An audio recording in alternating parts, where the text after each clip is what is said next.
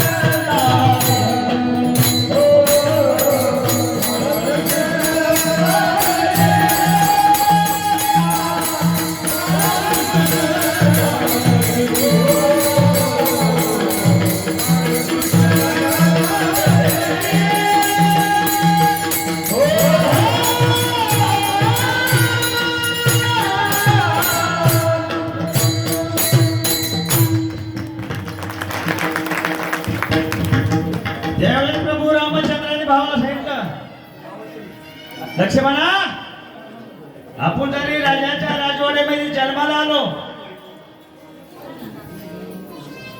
राजपुत्र जरी असलो तरी आपल्या कर्माचा भोग आहे. म्हणजे आपल्याला 14 वर्ष मध्येच भोगावं लागणार आहे. बिगर चपलाचं, बिगर अन्नाचं, बिगर कपड्याचं. आता काय काय बिगर कपड्याचं बिगर भांड्याचं वाईला काढलं तर चौकटीला दगडी आणि त्यात पुसत्यात. नाही भाव प्रेम काय असतं कोणाचं प्रारब्ध कधी सांगता येत नाही. राजवाड्यामध्ये जन्माला 14 वर्ष म्हणूनच भोगायला लागलं. त्या 7व्या अवतार सुख मिळलं का प्रभू रामचंद्राला? जरी मनोसन माघारी आलं, पत्नी होती का जवळ? पोरं राजवाड्यात होती का? पण दुसरा जो जन्माला आला 8व्या अवतारामध्ये तो कुठं आला? कारागृहात. पण ज्या वेळेस द्वापार युग चालू झालं,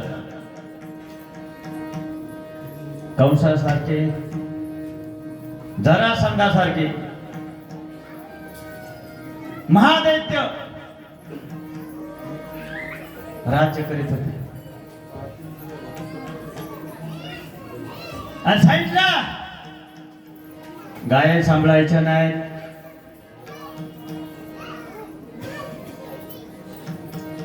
यज्ञ चालून द्यायचा नाही, महिला सुरक्षित राहीना. त्यावेळेस पृथ्वीरूपी गाय कुणाकडे गेली? ब्रह्मदेव पैसे देवा पृथ्वी आकार मानलाय, युग बदललंय, द्वापार युग चालू झालंय, धर्माचा पालन व्हायना. तुम्हाला यावं लागल. नेत्री वाहे तोय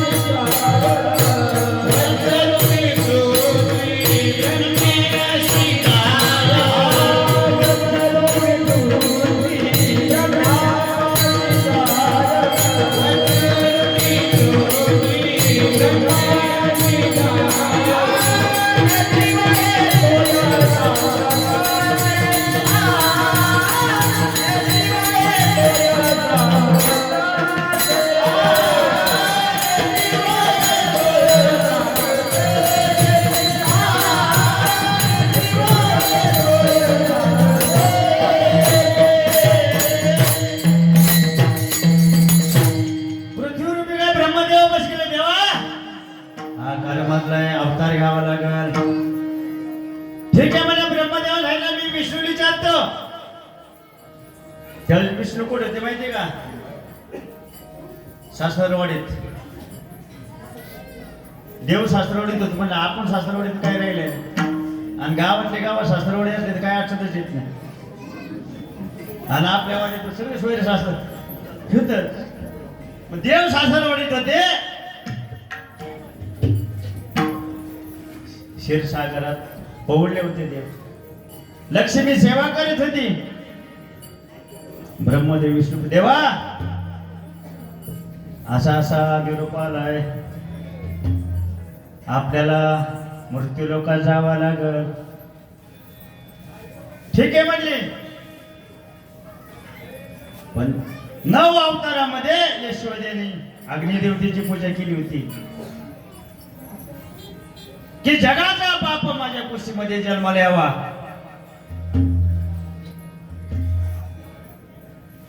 त्यावेळेस अग्निदेवता विष्णू पशी देवा म्हणले कशी पूजा केली? तर यशोदाचा स्वयंपाक व्यवस्थे ना 1 रुपया भाकरी करायची, तुकडा करायचे, नागनी देवतेला दान करायची. आता आपण करतो. आता गेस म्हणजे आता काय सुन राहिलीच नाही. आपल्याला परत आहे आपण अग्नी देवतेला काय द्यायचं हो. आता यशोदाने 9 अवतारामध्ये केली. विष्णू राहिलं ठीक आहे, पण यशोदेचं पुण्य तेवढं मावना म्हणला. मी जन्माला दुसरीकडे आलो ना, 11 वर्ष 53 दिवस यशोदेच्या अंगणात झाले म्हणला. पण कधी वेळ आल्यावर सांगल. आणि त्याच कालखंडामध्ये शूरसेन आणि उग्रसेन नावाचे राज्य करीत होते.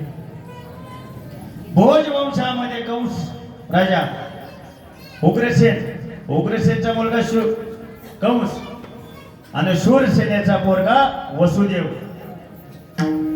मथुरेच्या अलग अलग भागामध्ये राज्य करीत होते. पण शूरसेन ज्यावेळेस राज्य करीत होता ना, तोपर्यंत शेजाऱ्या पाजाऱ्यावर त्रास देत नव्हतं कधी. आता आपण येतो बांध फोडू, अंगणात पाणी सोडू.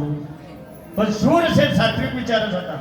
पण दैव योगायोगाने त्याच्यावरती संकट आलं आणि नगरी सोडून त्याला जावं लागलं. फक्त शूरसेनची बायको नगरीत होती आणि त्या टायमात एक दानव नगरीमध्ये आला. उग्रसेनच्या पत्नी संघ केला आणि कंसासारखं दानव जन्माला आलं. आल्याच्या पुढं जसा जसा मोठा होईल पोरगा बरोबरीला आपण काय म्हणतो, पोराच्या हातात कारभार दिला पाहिजे का वापर. पण आपण केस काळी केल्याशिवाय कारभार देत नाही. पण शूरसेन म्हणला पोरगा बरोबरीला आलाय, चांगला असा डबल हाडाचा गडी होता. कंस म्हणजे काय बारीक होता का माझ्याकडे का महाराज?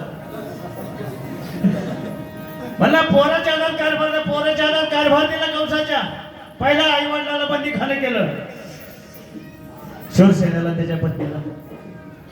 शेजारी जरासंधाचं राज्य असेल, तृणावरचं सगळी राज्य खालसा केली, आपल्या ताब्यात घेतली, अधिकार गाजवायला लागला. आणि त्या टायमामध्ये कंसाची बहीण देवकी उपवास झाली, स्थळ बघायला सुरुवात केली.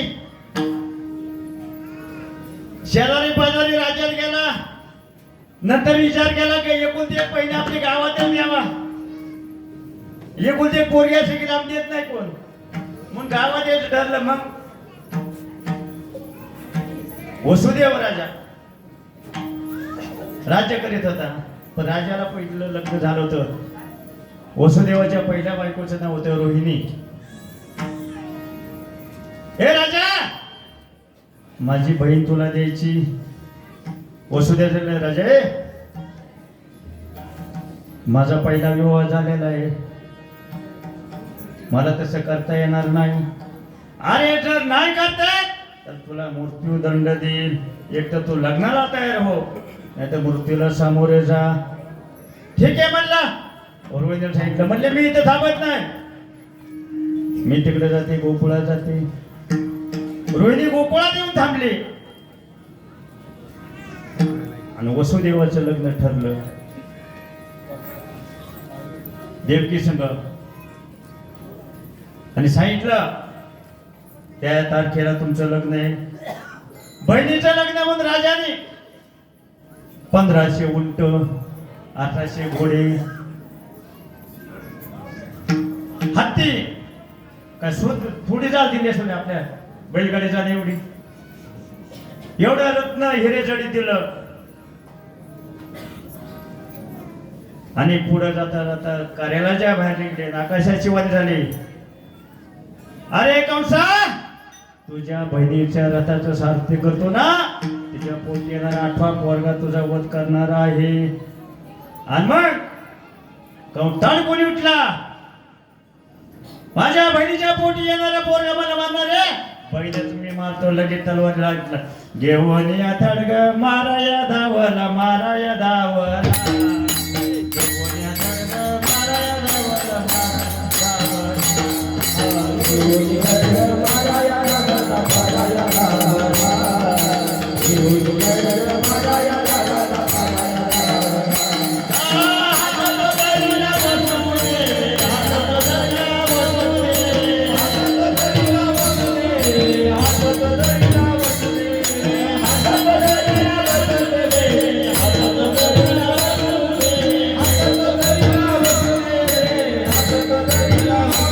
Oh